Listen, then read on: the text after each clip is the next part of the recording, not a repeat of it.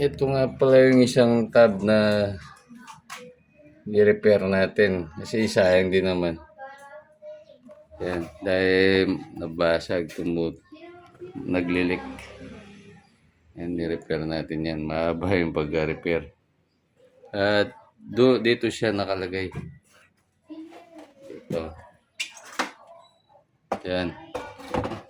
Para lagyan natin uli ng water. At yan na pala. At yan na pala guys. Nabigyan ko na ng tubig. At pwede na rin natin mabigyan ng isda yan.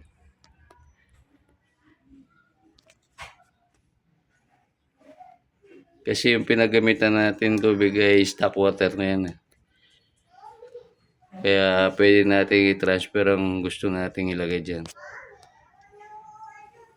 Yan. Ilalagay ko siguro dyan yung mga MSSBT, yung metallic snake skin blue tail. Kaya pala ililipat natin yung MSSBT na galing dito. At ito pala yung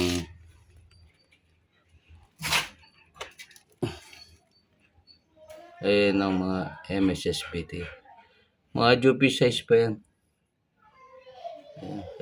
Kaya wala pang masyadong kulay.